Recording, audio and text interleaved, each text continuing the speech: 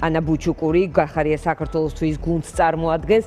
ანას მივესალმები, მადლობა რომ გვერდთვებით პირდაპირ ეთერში. პირველ რიგში მინდა მიხეილ ყაველაშვილის გამოსვლაზე კითხოთ აზრი, ვიდრე თქვენს პოზიციას მოვისმენ საზოგადოებას სალომე ზურაბიშვილის კომენტარს სოციალურ ქსელში სტატუსს წაუკითხავ რუსეთის ხსენებას რომ ვერ ბედავ უკრაინასთან თუ ოკუპირებულ ტერიტორიებთან მიმართებაში და ზეგ 27 სექტემბერია ასე შეაფასა წინამორბედმა ყაველაშვილის გამოსვლა. მინდა თქვენ კითხოთ ხომ არ გქონდათ შესაძლებლობა მოგესმინათ რა იყო ის რაც საინტერესო იყო თქვენთვის ან დაგაკლდათ ან გეზედმეტად ან აკრიტიკებთან არ ვიცი.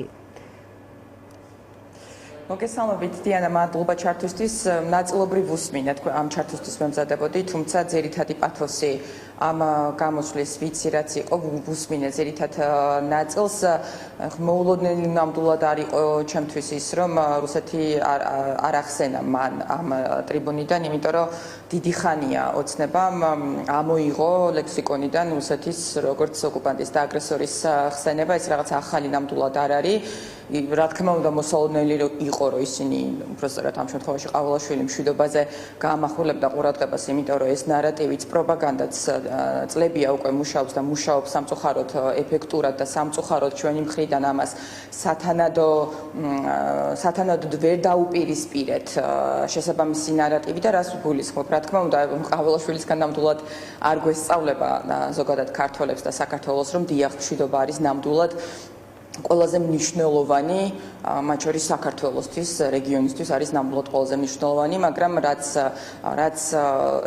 რაშიც ოცნების პროპაგანდა და ეს ტრიბუნაც ამისთვის იყო გამოყენებული, რაშიც ოცნების პროპაგანდა ეფექტურად სამწუხაროდ ახერხებს მუშაობას, არის ის რომ ჩვენ მნიშვნელოვანია ხალხს ავუხსნათ და ვაჩვენოთ, რომ სწორედ ის ანტიეროვნული და ანტიდემოკრატიული პოლიტიკა, ანტიქართული პოლიტიკა, მოდი ესე ვთქვათ, რომელსაც ოცნება აწარმოებს განსაკუთრებით უკრაინაში ომის დაწყების შემდეგ, სწორედ ის პოლიტიკაა, რომელიც საქართველოს რეალურ მშვიდობას აშორებს. ამას საერთაშორისო თვალსაზრისითაც ვამბობ და პირველ რიგში გულისხმობ შიდა კონტექსტში. რადიკალიზაციის ის ხარისხი, ადამიანების დაპირისპირების ხარისხი, ადამიანები ოჯახში დააპირისპირეს ფაქტობრივად ერთმანეთს, მამაშვილს დაუპირისპირდა და აღარ ჩამოვთვლი ასეთ მაგალითებს. ეს რანაირად არის მშვიდობა. მშვიდობა პირველ რიგში იწყება სიმშვიდით, ქვეყანაში, ქვეყნის შიგნით. რაც შეეხება საერთაშორისო თვალსაზრისით, ეს თავდასხმები, რასაც ჩვენ ვისმენთ ჩვენი სტრატეგიული პარტნიორების მისამართით, უკვე წლებია და ელჩების ერთგვარ ბულინგზე გადავიდა უკვე ოცნება. მე მინდა კიდევ ერთხელ ხაზი გავუსვა. დაბარებები იყო 2 დღეს, იყო გერმანიისა და ბრიტანეთის, თუმცა ყაველაშვილი მადლობას უხდიდა საერთაშორისო თანამეგობრობას სუვერენიტეტის დაცვისთვის კომენტარს. კი. ანუ სწორედ ეს სახელმწიფოებია, ხო, მათ შორის გერმანია მაგალითად, სწორედ ეს სახელმწიფოებია, რომლებსაც უდიდესი წვლილი მიუძღვით საქართველოს ტერიტორიული მთლიანობის და სუვერენიტეტის დაცვაში. ეს დღეს არ ხდება მხოლოდ, ესე არის ისტორიულად და ათეულობით წლებია ჩვენი საერთაშორისო პარტნიორები გვეხმარებიან სწორედ იმაში, რომ მარტო არ ყოფილიყავით რუსეთთან და იზოლირებულები არ ყოფილიყავით. ხოლო მათი პოლიტიკა, რომელსაც ხას უსვამ განსაკუთრებით უკრაინაში ომის დაწყების შემდეგ ეს ანტიდემოკრატიული, ანტიქართული პოლიტიკა არის ის პოლიტიკა, რომელსაც მარტო სტოვებს ისეთი საფრთხის წინაშე, როგორიც არის რუსეთი, ანუ რუსეთისგან ასე ვთქვათ წარმომავალი საფრთხე. სხვა მხრივ ეს შერეული მესიჯები, შერეული გზავნილები, ასე ვთქვათ, ჰიბრიდული გზავნილებიც არ ახალია. დიდი ხანია ერთი მხრივ გამოდიან და რა ვიცი, თან განცხადება გააკეთეს, ხო, მაგალითად კობახიძე რომ გავიხსენოთ ნოემბრის ბოლოს წინა წლის და პირდაპირ თქვეს რომ ვაჩერებთ ევროინტეგრაციის პროცესს და თან ამის პარალელურად საკუთარ ამომრჩეველს ეუბნებიან რომ აი ჩვენ მაინც მიგიყვანთ ევროპაში.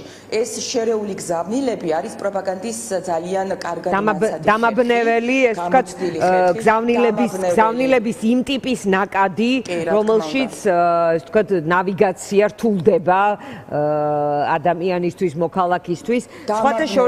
სხვათა შორის გუსმინე რა ყაველაშვილს მესმის რომ ეს მისი პერსონალური კი არა რაღაც ქვეყნის გზავნილი იყო ამ ხელისუფლების გზავნილი ძირითადად იყო რაღაც მშვიდობის და ეკონომიკურად უსაფრთხო რაღაც დამაკავშირებელი ჰაბი რაღაც ამ ტიპის რეგიონული ახსენა კი ამაზე იყო თითქოს აქცენტი მე შთაბეჭდილება დამრჩა რომ ეს უსაფრთხო ადგილია მშვიდობა გვაქვს და გამოიყენეთ თქვათ ეკონომიკური შესაძლებლობისთვის ეს ადგილი სხვათა შორის ამაზეც ორ კომენტარს გავაკეთებდი. ერთი კი ნამდვილად იყო ესეთი გზავნილი და ესეც ახალი არ არის. მათ სურთ რომ რა თქმა უნდა ოცნებას სურს რომ ეკონომიკური კავშირები ესე ვთქვათ შეინარჩუნოს დასავლეთთან, იმიტომ რომ ამ კავშირის გარეშე მათი პირადი ინტერესიც ესე ვთქვათ ფუჭდება, როდესაც საუბრობთ დიდი ფულთან წვდომაზე, კორუფციაზე მაქვს საუბარი, თუ კი საქართველოს გაუწყდება და იმედია ეს ასე არ მოხდება, ხო? თუ კი საქართველოს არ ექნება შესაძლებლობა რომ ეკონომიკური მატაკავშირები კონდეს დასავლურ სამყაროსთან, ეს ოცნებასაც არ აწყობს, იმიტომ რომ თუ ფული არ შემოვა ქვეყანაში, მათი ძირითადი ესე ვთქვათ ინტერესი არის კორუფცია, ხო? ეხლა რასაც უყურებთ ჩვენ ბრიფინგზე აწყობენ, არ ვიცი, ეხლა მე მგონი თავად ოცნების ამომრჩეველს არ მგონია სჯეროდეს ყოველ შემთხვევაში ძირითადი ნაწილს რომ მართლა კორუფციას ებრძვიან, ესენი იბრძვიან კორუფციის თქვენ არ გჯერათ ეს? მეორე გახარეს ნათქვამს. ანუ ეს რა ტიპის მაშინ ისი ჩვენებაა ეს მისი მხრიდან? მოდი გადავიდეთ სხვა თემებზე. ფაქტების კი ბატონო, ფაქტებით უნდა ვიმშელოთ, ხო და არა რაღაცა ზოგადი შეფასებებით. ეხლა კი ჩვენ ხედავთ ცალკეულ, მოდი ესე ვთქვათ, ლიფსიტებს, რომლის მიმართაც ხდება, მაგალითად ნახეთ, ხო, ბურჭულაძე დააკავეს, მანამდე იყო მძიმე შემთხვევა, რაც დაემართა და დამართეს ესე ვთქვათ რიჟვაძეს, თუმცა ბევრად უფრო მსხვილი საყრდენი ამ კორუფციულ სქემებში ყვავს ქვეყანაში, რომელთა მიმართაც არათუ რაღაცა სადამსჯელო ღონისძიებებს ვერ ხედავთ, უბრალოდ კანონისიაში პასუხისმგებლობას ვერ ხედავთ, არამედ პირიქით, მაგალითად, ოცნება რომ მართლა ებრძოდეს კორუფციას, კახიკალაძე არ იქნებოდა მესამედ წარდგენილი მათი თბილისის მერობის კანდიდატად. ნებისმიერი ადამიანი რო გააჩეროთ თბილისში, თბილისის მერის და მერის გარშემო მყოფი ადამიანების კორუფციული სქემების შესახებ ინფორმაცია აქვს აბსოლუტურად ყველას. ამიტომ ესეც არის აი ამ ჰიბრიდული გზავნილების ნაწილი, აი მშვიდობის არ იყოს, თან ცდილობენ ადამიანებს დაანახონ რა ჩვენ კორუფციას ვებძვით და პატარ-პატარა ლიფსიტების მიმართ მიმდინარეობს სადამსჯელო ღონისძიებები, მაგრამ აი ეს სადამსჯელო ღონისძიებებიც არის შიდა რაღაცა კლანური დაპირისპირების მაჩვენებელი, ხო? მაშინ როდესაც ქვეყანაში ყავს, არ ვიცი, კობახიძე კალაძის კორუფციული დაჯგუფება, რომლებიც აგრძელებენ ძალიან თავისუფლად თავიანთ კობახიძე მუდმივად ხას უსვამს, რომ სხვა დროს რა ხდებოდა, არ ვიცი, აი მე რომ მოვედი, თქვათ იქ ღიაობა, თუმცა აქაც ერთი მნიშვნელოვანი ბრძანებების და განკარგულებების პირდაპირ მიყიდვის წესის ვთქვათ შეცვლა და ასე შემდეგ. კობახიძეზე მინდა თქვენი ყურადღება გავამახვილო. ესე ცდილობდა ნამდვილად კობახიძე რომ პერსონალურად მის ესე ვთქვათ სიკეთეთ, ანუ მის ბენეფიტად გაესაღებინა ამ ჭყალებში კორუფციასთან ბრძოლა, თუმცა თუ დააკვირდით ბოლო 2-3 დღე არის ამ ნაწილშიც კობახიძეს უთხრეს, რა თქმა უნდა, ეს მისინებით არ ხდება, აუცილებლად უნდა ახსენოს მან ივანიშვილი, აი თუ დააკვირდით დღესაც იყო ესეთი განცხადებები გუშინ შემოიტანა ივანიშვილის თემა, რომ კორუფციასთან ბრძოლა არ არის ის მარტო არ არის, თქვით მარტო ხელა მონადირე არ არის ამ ამბავში და რომ მას ყავს ამ ხრივ. შემოიტანა ივანიშვილი, უბრალოდ შემოაყვანინეს ივანიშვილი ამ ყველაფერში, იმიტომ რომ კობახიძესაც არ აძლევს, ესე ვთქვათ, ივანიშვილი და პარტია იმის უფლებას, რომ ეს შეასაღოს საზოგადოებას, რომ თითქოს კობახიძე ებრძვის კორუფციას. კიდევ ერთხელ ვამბობ, ეს წვრილ-წვრილი ლიფსიტების დაჭერები არაფერია, თუ არა ერთმანეთის შიდა რაღაცა დაჯგუფებების დაპირისპირებები, გზავნილები ერთმანეთისადმი, იგივე ბურჭულაძის საქმე რო ავიღოთ, ყველას გვესმის ბურჭულაძე არის ღარიბაშვილთან დაახლოებული ანტურაჟის წევრი, ის ყოველთვის აფილირდებოდა ირაკლი ღარიბაშვილთან და ეს მიმდინარე პროცესების შიდა დაპირისპირებების მაჩვენებელია ეს ყველაფერი. ოცნებას რომ მართლა უნდოდეს კორუფციასთან ბრძოლა, ბევრად უფრო მსხვილი კორუფციონერები არიან, ოცნების საყრდენები დღესდღეობით, რომლებიც აკრძალებენ ჩვეულებრივად კორუფციას. თქვენ ფიქრობთ, რომ ეს ლიფსიტები, როგორც თქვენ ახსენეთ, ლიფსიტებთან დაწყებული ბრძოლა შეიძლება, ეს თქვით, უფრო სერიოზულ ღლავებზე, ეს თქვით, გადავიდეს? მოსალოდნელი ყველაფერია, უბრალოდ გამორიცხული არაფერი არ არის, მაგრამ მთავარი არის ამ სისტემის ვერტიკალში მყოფი ადამიანი. ივანიშვილისთვის არანაირი მნიშვნელობა არ აქვს, პრინციპში ეს ბევრჯერ ნახეთ, ხო, როგორ ექცევა თავად აი ამ ოცნების წარმომადგენლებს. სხვათა შორის ნახევრად ხუმრობით ვამბობ ხოლმე, ნახევრად ხუმრობით, თლად ხუმრობით არა. ერთადერთი რაშიც მართლა გულშემატკივრო ბიძინა ივანიშვილს მე პირადად არის ის თუ როგორ ექცევა ის ოცნების წარმომადგენლებს, ანუ როგორ არარაობად ექცევა, იმიტომ რომ თავად ამ ადამიანებმა მისცეს, ხო, მას ამის უფლება. ადამიანები, რომლებიც საკუთარი ნებით თმობენ თავისუფლებას, სინდის, ღირსებას, ისინი ნამდვილად იმსახურებენ, მათ მოექცნენ როგორც არარაობას და ამას აკეთებს. ივანიშვილი და ამ ნაწილში შეიძლება ითქვას, რომ გარკვეულწილად გულშემატკივრობ მას, იმიტომ რომ შეუძლებელია ვინმე სცემდეს პატის ინდივიდს, რომელიც თვითონ აცხადებს უარს საკუთარ თავისუფლებაზე, იმიტომ რომ ინდივიდის თავისუფლებაზე მეტი ღირებულება ჩვენ ადამიანებს რა გაგვაჩნია, ეს არის თავისუფლება, ხო, ჩვენ უნდა ვიყოთ ჩვენი თავის, ესე ვთქვათ, პატრონები და ბატონები.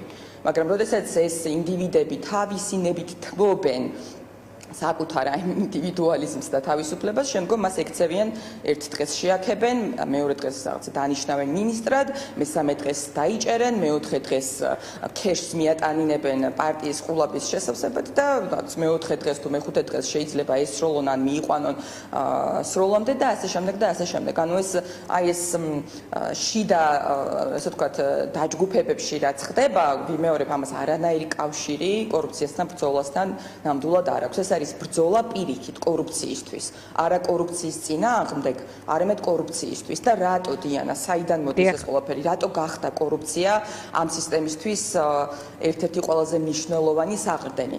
იმიტომ რომ რეჟიმი რო შეინარჩუნო, მით უმეტეს ესეთი რეჟიმი და ჩვენაი ქვეყანაში რეჟიმი რო შეინარჩუნო, ან იდეოლოგია უნდა გქონდეს, რაც ოცნებას დღეს არ აქვს, ოცნების რაღაცნაირად პროპაგანდაზე დგას. პროპაგანდაზე, მაგრამ ეს პროპაგანდისტული ხაზი რაღაცნაირად ის თქვა ქალია, კაცია, ეს გულისხმობა ეს ულტრამემარჯვენე რაღაც ამით დავიწყე კონსერვატიულად ცდილობს ეს პროპაგანდისტული კი, ოღონდ მე ხარ მინდა სხვის პირადი ცხოვრება, მაგრამ სასაცილო უბრალოდ ისეთი ადამიანები გვესაუბრებიან ოჯახურ ღირებულებებზე, მაგრამ ეს მათი პრობლემა არის. მაგრამ ნახეთ პროპაგანდაც რომ შეინარჩუნონ, ანუ ეს პროპაგანდისტული სისტემა და ეს პროპაგანდისტული მანქანები რომ შეინარჩუნონ, ამისთვისაც დიანა აუცილებელი არის დიდი ოდენობით ფული.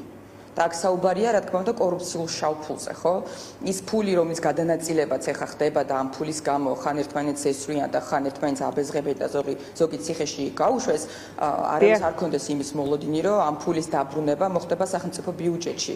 არამც და არამც ეს ხალხისთვის კი არ მოხდება ამ მოპარული ფულის დაბრუნება, არამედ ამ ქეშის, ანუ ნაღდი ფულის გადანაწილება მოხდება ისევ თავად ოცნებაში, მათ შორის პარტიულ შავ ყულაბაში. კი ბატონო,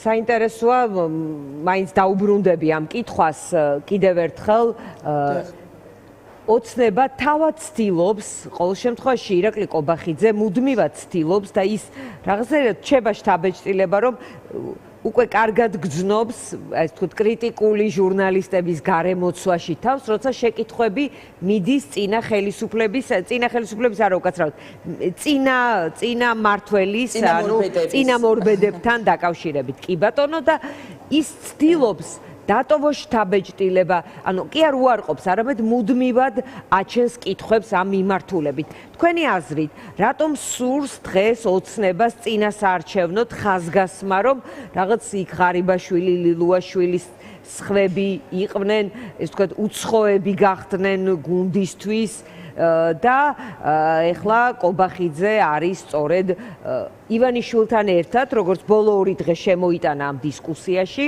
სწორედ კორუფციასთან მებრძოლი. და რომ აი ამის ხაზგასმას, ანუ ეს ის კი არ არის, რომ ჟურნალისტები რაღაცნაირად ეკითხებიან და უხერხულში აყენებენ და ისინი იძულებულები არიან რაღაც ტიპის პასუხი გასცენ. არამედ რაღაც კარგი შეთამაშებული დიალოგია ხოლმე ამ თემაზე. აი რჩება შთაბეჭდილება, რომ მას სურს ამაზე ლაპარაკი, სურს ამეჭვების დატოვება და ამეჭვების გახვივება. კი, სხვათა შორის მეც შევამჩნიე ნამდვილად ის ამ ნაწილში ძალიან გათავისუფლდა, ანუ თავისუფლად გრძნობს თავს, როგორც ჩანს, მას მისცეს ასევე უფლება, ანუ ფაქტია, რომ მისცეს უფლება, რომ მას შეუძლია მის ყოფილ კოლეგებზე თუ ახლანდელ კოლეგებზე, იმიტომ რომ იქ სხვა დაჯგუფებებია და ეს ყოველთვის იყო სისტემის ვერტიკალის მეთოდი, ეს ვთქვათ, არა გუნდურობა, არამედ ეს ერთმანეთთან დაპირისპირება და როგორც ჩანს, ეს ცნობილი მეთოდია, ხო, როდესაც სხვადასხვა დაჯგუფებების ერთმანეთთან დაპირისპირება ხდება, ზოგიერთ მმართველს უმარტივდება ხოლმე ასეთ შემთხვევაში მართვა. ეს არის ამ სისტემის ვერტიკალის მანერა და მეთოდი, ეს ერთმანეთს აპირისპირებს ადამიანებს და ნუ როგორც ჩანს, ყოველ შემთხვევაში მე ესეთი შთაბეჭდილება მრჩება დიანა, რომ როგორც ჩანს ამ წინასაარჩევნოდ კობახიძეს აძლევენ აი ამ ესე ვთქვათ ფუფუნებას რომ მან ესე პირდაპირ და ღიად ისაუბროს თუნდაც ღარიბაშვილზე ან ლილუაშვილზე ასეთ ნეგატიურ კონტექსტში. თუმცა აქ მთავარი არის ეს კორუფციული ხაზი გახარია დაავიწყდა სხვათა შორის. აი ეს კორუფციული ხაზი თქვენი აზრით გავა თუ არა ასევე ღარიბაშვილს გადაახტებან რაღაც ეტაპზე გამოტოვებს თუ არა და გახარიას ეპიზოდთან მივა. მიმართებით გახარიასთან დაკავშირებით დიანა თქვენ ძალიან კარგად იცით კოკაინშიკობით დაწყებული ჩორჩანა ვიცი ეს სხვა არჩევნების თამდევი ეპიზოდები იყო ამ არჩევნებზე გეუბნებით აი ახლა კონკრეტულად აი ამ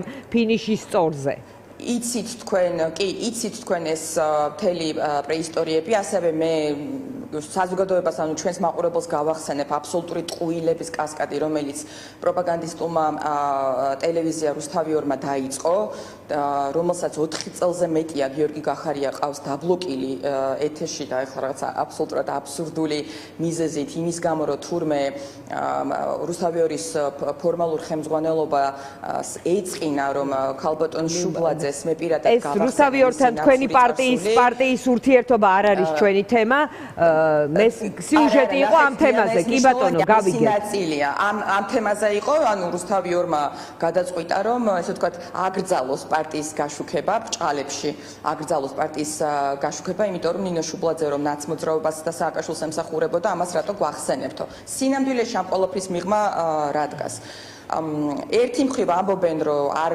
გავაშუქებთ ესე ვთქვათ გახარიას პარტიას თუმცა ცალმხრივად აბსოლუტურად დეზინფორმაციულ ტყუილებზე დაფუძნებულ სიუჟეტებს სთავაზობენ ოცნების ამორჩევლოს გიორგი გახარიას ნახეთ ანა სხვა რამეს გეკითხებით როგორ ფიქრობ აკრძალული დავანებოთ რუსთავიორს თავი თქვენი ურთიერთობები გარკვეთ კი ბატონო ფიქრობ თუ არა რომ ეს მნიშვნელოვანია იმიტომ რომ რუსთავიორი დიანა არის ამ პროპაგანდისტული რაზეც პროპაგანდაზე ვლაპარაკობთ ერთ-ერთი მნიშვნელოვანი ინსტრუმენტი და სხვათა შორის ასევე კორუფციაზე, როდესაც ვლაპარაკობთ, რუსთავიორზე გამახსენდა, იმიტომ რომ რუსთავიორის თანამშრომლებმა არ ვიცი თვითონ იციან თუ არა, მათი დაფინანსების წყარო საიდან მოდის და მათი ხელფასები ჩვენ რამდენიმე წლის წინ წელიწადზე მეტი გავიდა მას შემდეგ რაც პროკურატურაში გვაქვს ოფიციალურად განცხადება წარდგენილი ჯორჯიან მანგანესთან დაკავშირებით კორუფციულ სქემაზე და ეს საქმე არის თაროზე შემოდებული. ამიტომ როდესაც ვლაპარაკობთ რა ვითომ რაღაც ამ ლიფსიტებს რომ დაასდევენ და სინამდვილეში სისტემა მათ შორის ამ მოცემულობაში დაფინანსების ამ წყაროებით და ამ შემადგენლობით იყო რუსთავიორი, როდესაც გახარია იყო პრემიერი. თუ იმას ამბობთ რომ მას ხელისუფლების არხია და ბმა ჰქონდა, ასე იყო ეს მოცემულობა იყო მაშინაც როცა თქვენი გუნდის ლიდერი იყო პრემიერი. რუსთავიორის დიანა და ეს რას გამორიცხავს?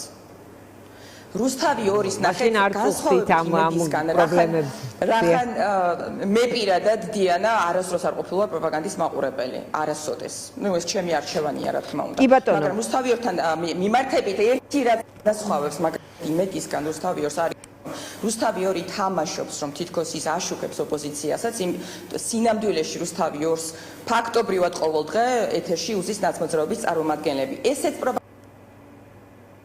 ეს არის პროპაგანდის ინსტრუმენტი, რომლითაც ოცნებას სურს თავის სამორჩეველს უთხრა. მეორე მხარეს არის მხოლოდ ნაცმოძრაობა. ამისთვის იყენებს ზუსტად რუსთავი 2-ს ამ შემთხვევაში. კი ბატონო, მადლობა ანა, თანხმაც ფუჭდება, საკმაოდ მთელი შესაძლებლობა გქონდა გველაპარაკა ამ თემებზე.